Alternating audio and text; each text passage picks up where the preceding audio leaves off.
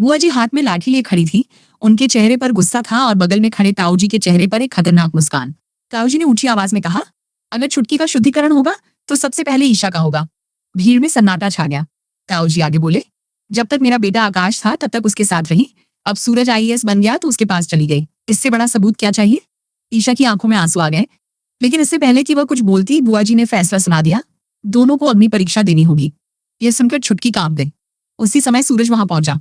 जैसे ही उसने अपनी पत्नी और बहन को उस हालत में देखा, उसकी आंखों में गुस्सा भर गया। बस, उसकी आवाज पूरे चौपाल में गूंज गई। सभी लोग चुप हो गए।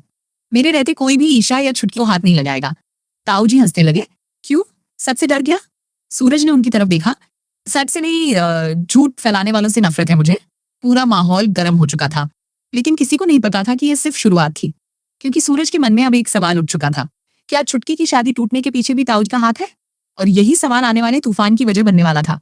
अगले कुछ घंटों तक गांव में यही चर्चा चलती रही। बुआ जी अपने फैसले पर अड़ी रही। ताऊ जी बार बार आग में घी डालते रहे, लेकिन सूरज चुपचाप सब देख रहा था। मैं जानता था कि कहीं न कहीं कोई बहुत बड़ी साजिश छुपी हुई है। रात होते ही उसने ईशा को अपने कमरे में बुलाया। तुम्हें भी ताऊ जी पर शक है? ईशा ने सिर हिलाया। हाँ, मुझे लगता है छुटकी की शादी तुड़वाने के पीछे वही है।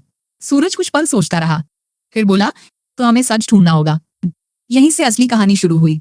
गांव में एक तरफ अंधविश्वास की आग जल रही थी, दूसरी तरफ सच सामने आने के लिए बेचैन था, और बीच में खड़ा था सूरज, एक भाई, एक पति और एक अधिकारी, जिसे अब फैसला करना था कि वह परिवार बचाए या रिश्ते। लेकिन उसे नहीं पता था कि अगले 24 घंटे उसकी जिंदगी बदलने वाले हैं। उस रात गांव में गहरा सन्नाटा था। हर कोई सो चुका था, लेकिन ईशा की आंखों में नींद नहीं थी। ताऊ जी की बातें उसके दिमाग में घूम रही थी। आखिर वो अचानक यहाँ आए कैसे? उसे यकीन था कि ताऊ जी के पास कोई राज है। सच जानने के लिए उसने लालटेन उठाई और घर से निकल पड़ी। पीछे से छुटकी भी आ गई। मैं भी चलूंगी। दोनों बहनें अंधेरे रास्ते पर बढ़ने लगी। हवा तेज चल रही थी। चारों तरफ अजीब सन्नाटा था। कुछ दूरी पर उन्हें दो आदमी दिखाई दिए। वे धीरे धीरे बात कर रहे थे। ईशा ने छिपकर उनकी बातें सुनने की कोशिश की। तभी एक आदमी बोला, ताऊ जी ने कहा है कि किसी भी कीमत पर सूरज तक सच नहीं पहुंचना चाहिए। ईशा के होश उड़ गए, लेकिन इससे पहले कि वह और सुन पाती, पीछे से किसी ने उसके मुंह पर कपड़ा रख दिया। कुछ सेकंड बाद सब अंधेरा हो गया। जब ईशा की आंख खुली, सुबह हो चुकी थी। वह और छुटकी गांव के बाहर एक पुराने गोदाम में थी। दोनों के हाथ बंधे हुए थे। सामने ताऊ जी खड़े थे। उनकी आंखों में जीत की चमक थी। बहुत सच जानना चाहती थी ना? ईशा ने गुस्से में कहा, तुम्हारा सच सबके सामने आएगा। ताऊ जी हंस पड़े। उससे पहले तुम्हारा शुद्धिकरण होगा। कुछ देर बाद गुंडे दोनों को बेहोशी की हालत में घर लेकर पहुंचे। पूरा गांव इकट्ठा हो गया। बुआ जी ने जैसे ही सुना कि दोनों रात भर बाहर थी, उनका गुस्सा फूट पड़ा। अब तो अग्नि परीक्षा होगी ही। ईशा समझाने की कोशिश करती रही, लेकिन किसी ने उसकी बात नहीं सुनी। ताऊ जी बार बार लोगों को भड़काते रहे, और धीरे धीरे पूरा गांव उनके पक्ष में खड़ा होने लगा। उधर सूरज शहर में एक सरकारी मीटिंग में था। उसे कुछ भी पता नहीं था, लेकिन किस्मत अब उसे वापस गांव खींचकर लाने वाली थी। और जब वो लौटेगा तो सब कुछ बदल जाएगा। सुबह का समय था। गांव के बीचों बीच जलते हुए अंगारों की लंबी कतार बिछा दी गई थी। लोग तमाशा देखने जमा हो चुके थे। ईशा और छुटकी को जबरदस्ती आगे लाया गया। दोनों की आंखों में डर था। ताऊ जी मुस्कुरा रहे थे। उन्हें लगना था कि आज उनकी जीत तय है। तभी उन्होंने ईशा को धक्का देने की कोशिश की, लेकिन अगले ही पल एक मजबूत हाथ ने ईशा को संभाल लिया। वह सूरज था।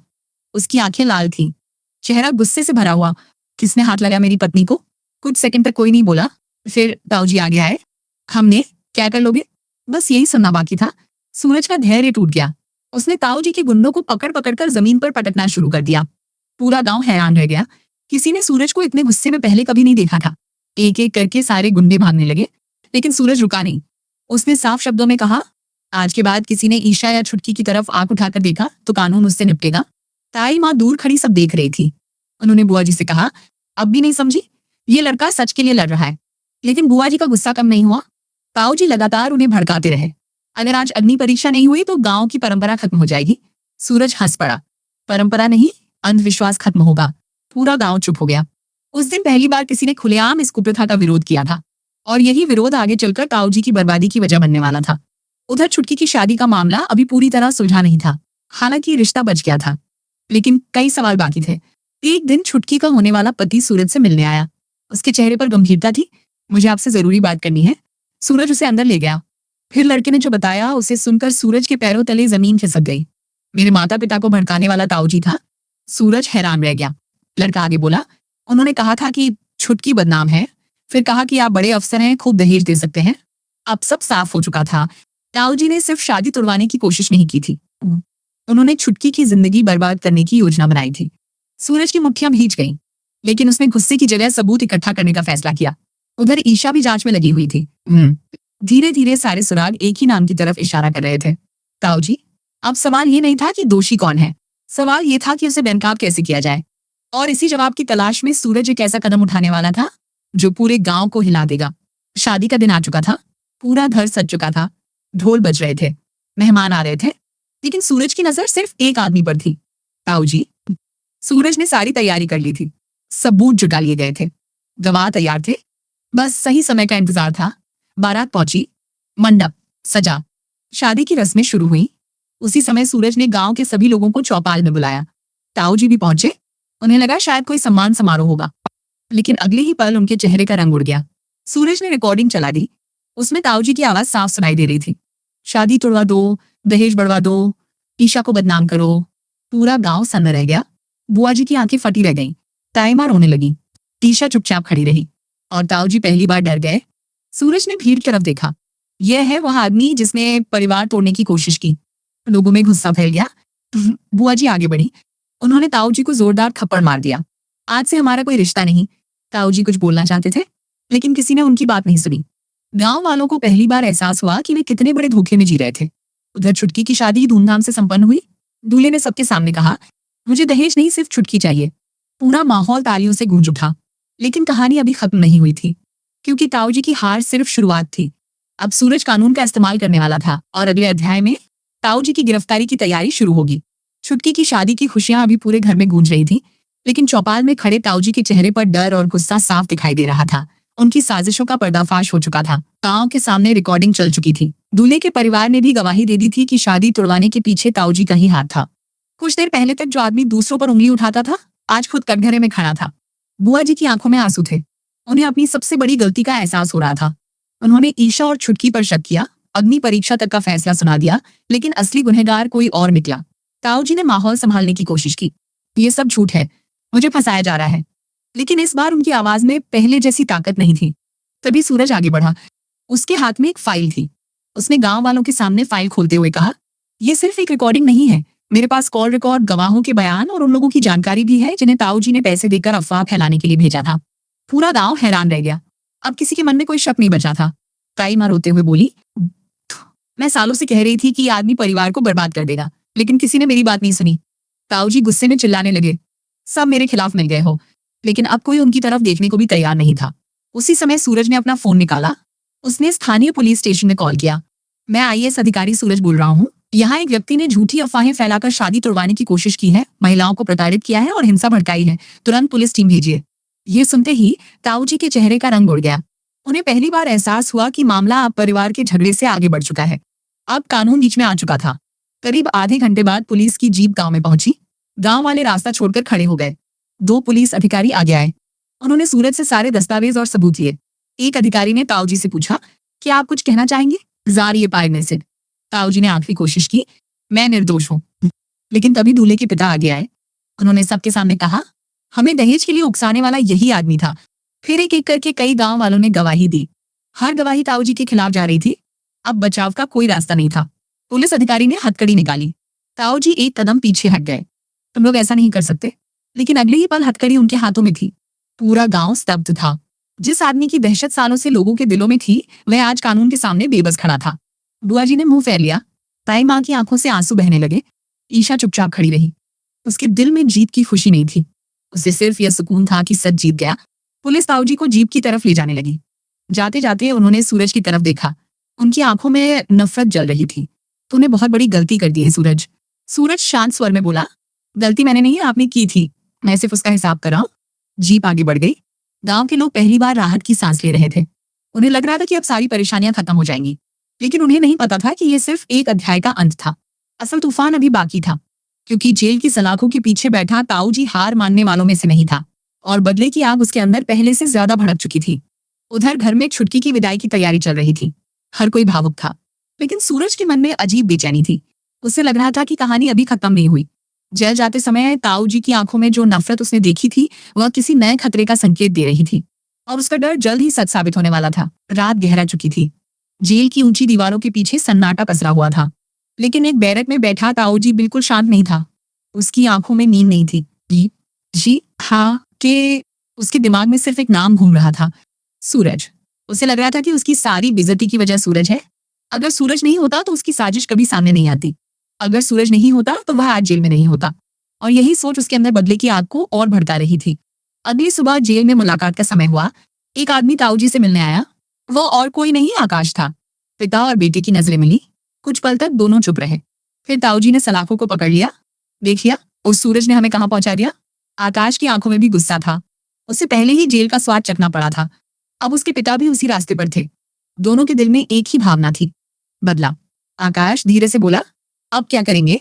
ताऊजी के चेहरे पर खतरनाक मुस्कान आ गई, जो सूरज को सबसे ज्यादा दर्द देगा। आकाश समझ गया, सूरज की सबसे बड़ी ताकत उसका परिवार था और उसी परिवार को निशाना बनाने की योजना बनने लगी। उधर गांव में जिंदगी सामान्य होने लगी थी। छुटकी अपनी नई जिंदगी में कदम रख चुकी थी। ईशा घर के कामों में व्यस्त थी। बुआ जी भी धीरे धीरे अपनी गलतियों का एहसास कर रही थी। लेकिन सूरज अब भी सतर्क था। उसे भरोसा नहीं था कि ताऊजी इतनी आसानी से हार मान जाएंगे। एक शाम उसे एक गुप्त सूचना मिली। कुछ अजनबी लोग गांव के आसपास दिखाई दे रहे थे। वे बार बार ईशा के घर के आसपास मंडरा रहे थे। सूरज का शक बढ़ गया। उसने तुरंत अपने भरोसेमंद पुलिसकर्मियों को जांच में लगा दिया, लेकिन कोई ठोस सबूत नहीं मिला। दूसरी तरफ जेल में ताऊजी अपनी चाल आगे बढ़ा रहे थे। उन्होंने अपने पुराने गुर्गों तक संदेश पहुंचा दिया था। आदेश साफ था, सूरज को कमजोर करो। गुर्गों ने योजना बनानी शुरू कर दी। वे जानते थे कि सीधे सूरज से भिड़ना आसान नहीं होगा, इसलिए उन्होंने दूसरा रास्ता चुना, परिवार। कुछ दिनों बाद ईशा मंदिर गई। वह भगवान के सामने बैठकर प्रार्थना कर रही थी। उसे लग रहा था कि आखिरकार मुश्किलों का दौर खत्म हो रहा है, लेकिन किस्मत कुछ और ही सोच रही थी। मंदिर से लौटते समय उसे एहसास हुआ कि कोई उसका पीछा कर रहा है। वह तेजी से घर पहुंच गई, लेकिन उसके मन में डर बैठ गया। जब उसने ये बात सूरज को बताई तो उसका शक और गहरा हो गया। उसने सुरक्षा बढ़ा दी, लेकिन दुश्मन बहुत चालाक थे। वे हर कदम सोच समझकर उठा रहे थे। उधर जेल में आकाश दोबारा अपने पिता से मिलने पहुंचा। इस बार उनके पास पूरी योजना तैयार थी। आकाश ने धीमी आवाज में कहा, अगर हम ईशा और छुटकी को निशाना बनाए तो? ताऊजी की आंखें चमक उठी। यही तो मैं चाहता हूँ। दोनों हंस पड़े। उन्हें लग रहा था कि अब बाजी पलट जाएगी, लेकिन उन्हें यह नहीं पता था कि सूरज भी खाली नहीं बैठा है। उसी रात सूरज को एक और सूचना मिली। एक मुखबिर ने बताया कि कुछ लोग गांव से बाहर पुराने गोदाम के आसपास देखे गए हैं। वही गोदाम जहां पहले ईशा और छुटकी को बंधक बनाया गया था। सूरज का माथा ठनका। उसे समझ आ गया कि कुछ बड़ा होने वाला है। उसने तुरंत एक गुप्त टीम तैयार की, लेकिन वो अभी कोई कार्रवाई नहीं करना चाहता था। उसे पक्का सबूत चाहिए था। अगले 2 दिन तक पुलिस निगरानी करती रही। फिर तीसरे दिन कुछ ऐसा हुआ जिसने सबको हिला दिया। एक काली गाड़ी गांव के बाहर देखी गई। गाड़ी में बैठे लोग वही थे जो पहले ताऊजी के लिए काम करते थे। अब सूरज को यकीन हो गया, जेल के अंदर बैठकर भी ताऊजी खेल खेल रहे थे, और यह खेल पहले से कहीं ज्यादा खतरनाक था। उधर घर में किसी को अंदाजा भी नहीं था कि उनके सिर पर खतरा मंडरा रहा है। ईशा को लग रहा था कि अब सब ठीक हो जाएगा। बुआ जी रिश्तों को जोड़ने की कोशिश कर रही थी, लेकिन आने वाले दिनों में ऐसा तूफान आने वाला था जो पूरे परिवार को फिर से हिला देगा, क्योंकि ताऊजी की नई साजिश लगभग तैयार हो चुकी थी और उसका पहला निशाना बनने वाली थी छुटकी। अगर किसी की सबसे बड़ी कमजोरी उसका परिवार हो तो दुश्मन सबसे पहले किस पर हमला करेगा? सूरज को कई दिनों से बेचैनी महसूस हो रही थी। जेल में बंद ताऊजी भले ही सलाखों के पीछे थे, लेकिन उनकी साजिशें अभी भी बाहर चल रही थी। मुखबिरों से मिली जानकारी और संदिग्ध लोगों की गतिविधियां साफ इशारा कर रही थी कि कोई बड़ा खेल होने वाला है, लेकिन कब और किसके साथ? इस सवाल का जवाब किसी के पास नहीं था। उधर छुटकी अपनी शादीशुदा जिंदगी की नई शुरुआत कर रही थी। काफी मुश्किलों के बाद उसकी जिंदगी में खुशियां लौटी थी। वह अपने पति के साथ बाजार गई हुई थी। सूरज ने पहले ही उसे सावधान रहने के लिए कहा था, लेकिन छुटकी नहीं जानती थी कि कुछ लोग उसकी हर गतिविधि पर नजर रखे हुए हैं। दोपहर का समय था। बाजार में भीड़ थी। छुटकी एक दुकान पर सामान देख रही थी। तभी उसका पति किसी जरूरी फोन कॉल के लिए कुछ दूरी पर चला गया। बस यही मौका था। सड़क किनारे खड़ी एक काली एसयूवी धीरे धीरे आगे बढ़ी। कुछ नकाबपोश लोग बाहर निकले। सब कुछ सेकंड में हुआ। छुटकी कुछ समझ पाती उससे पहले उसे जबरदस्ती गाड़ी में खींच लिया गया। उसने चीखने की कोशिश की, लेकिन उसके मुंह पर कपड़ा रख दिया गया। गाड़ी तेज रफ्तार से वहां से निकल गई। जब उसका पति वापस लौटा तो छुटकी गायब थी। उसके हाथ से फोन गिर गया। उसकी सांसें तेज हो गईं। उसे समझते देर नहीं लगी कि कुछ बहुत गलत हो चुका है। कुछ ही मिनटों में सूरज को फोन किया गया। फोन सुनते ही सूरज के चेहरे का रंग उड़ गया। क्या कहा? छुटकी गायब है? पूरा घर दहशत में आ गया। ईशा की आंखों से आंसू बहने लगे। बुआ जी रोते हुए भगवान को पुकारने लगे, लेकिन सूरज ने अपने भावनाओं को नियंत्रण में रखा। वह जानता था कि घबराने का समय नहीं है, यह कार्रवाई का समय था। अगले आधे घंटे में पूरा जिला अलर्ट पर था। पुलिस की टीमें सक्रिय हो चुकी थी। नाकेबंदी शुरू हो गई। सीसीटीवी फुटेज खंगाले जाने लगे। मोबाइल टावर लोकेशन ट्रैक की जाने लगी, लेकिन अपहरणकर्ता बेहद चालाक थे। उन्होंने हर सबूत मिटाने की कोशिश की थी। शाम तक कोई सुराग नहीं मिला। उधर एक सुनसान गोदाम में छुटकी कुर्सी से बंधी हुई थी। उसकी आंखों में डर था, लेकिन वो हिम्मत नहीं हार रही थी। उसके सामने खड़े गुंडे बार बार एक ही बात कह रहे थे, तुम्हारा भाई बहुत बहादुर बनता है ना। तभी वहां एक आदमी आया। उसने अपना चेहरा ढका हुआ था, लेकिन उसकी आवाज पहचानने में देर नहीं लगी। वह ताऊ जी का पुराना गुर्गा था। उसने हंसते हुए कहा, सूरज को अब समझ आएगा कि परिवार खोने का दर्द क्या होता है। उधर पुलिस लगातार जांच कर रही थी। रात लगभग 11 बजे सूरज के फोन पर एक कॉल आया, अनजान नंबर। सूरज ने कॉल उठाया। दूसरी तरफ से आवाज आई, अगर छुटकी को जिंदा देखना चाहते हो तो जांच बंद कर दो। सूरज शांत रहा। वह जानता था कि घबराहट दिखाना सबसे बड़ी गलती होगी। उसने बातचीत लंबी करनी शुरू की। इसी दौरान तकनीकी टीम कॉल ट्रेस करने लगी। कई मिनटों की कोशिश के बाद एक लोकेशन सामने आई। गांव से लगभग 40 किलोमीटर दूर एक पुराना औद्योगिक गोदाम। सूरज की आंखों में चमक आ गई। उसे पहली बार कोई ठोस सुराग मिला था, लेकिन वह जानता था कि एक गलत कदम छुटकी की जान खतरे में डाल सकता है। उसने तुरंत एक विशेष टीम बनाई। पूरी योजना तैयार की गई। गोदाम की घेराबंदी का फैसला हुआ, लेकिन सूरज खुद भी ऑपरेशन में शामिल होने वाला था, क्योंकि इस बार मामला सिर्फ कानून का नहीं था, ये उसकी बहन की जिंदगी का सवाल था। रात और गहरी होती जा रही थी। गोदाम के अंदर छुटकी डरी हुई बैठी थी। उसे नहीं पता था कि बाहर उसका भाई उसे बचाने के लिए मौत से लड़ने की तैयारी कर रहा है। और कुछ ही घंटों बाद इतिहास की सबसे खतरनाक मुठभेड़ शुरू होने वाली थी। एक भाई अपनी बहन को बचाने के लिए कितनी दूर जा सकता है?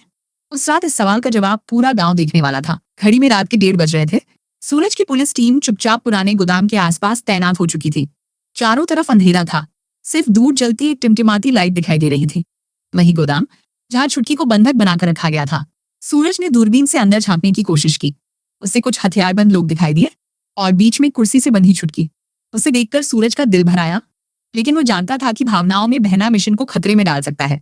उसने टीम को आदेश दिया, जब तक मैं संकेत ना दूं कोई गोली नहीं चलेगी। सबने सिर हिला दिया। उधर गोदाम के अंदर गुंडे आराम से बैठे थे। उन्हें यकीन था कि पुलिस उन्हें नहीं ढूंढ पाएगी, लेकिन उन्हें नहीं पता था कि शिकारी उनके बिल्कुल करीब पहुंच चुका है।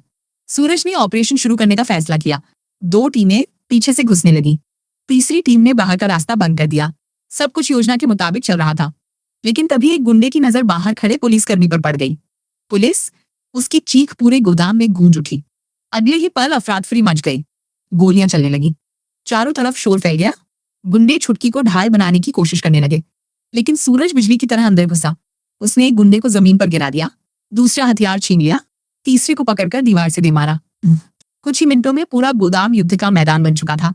छुटकी डरी हुई थी, लेकिन जैसे ही उसने सूरज को देखा, उसकी आंखों में उम्मीद लौट आई।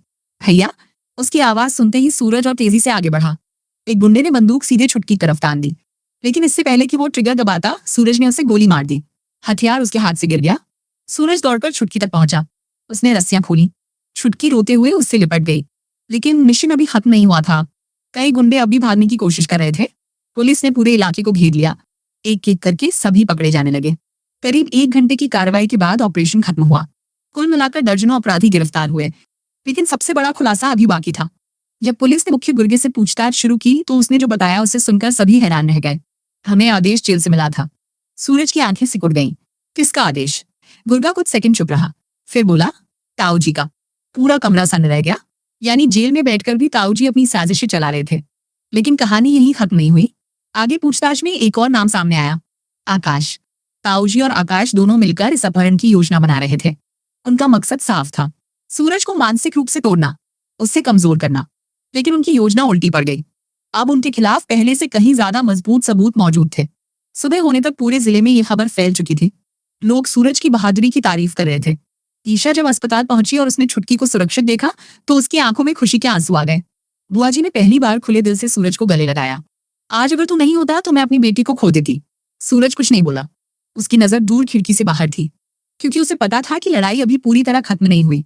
अब उसके पास ताऊ जी और आकाश के खिलाफ इतने सबूत थे कि उनकी जिंदगी हमेशा के लिए बदल सकती थी।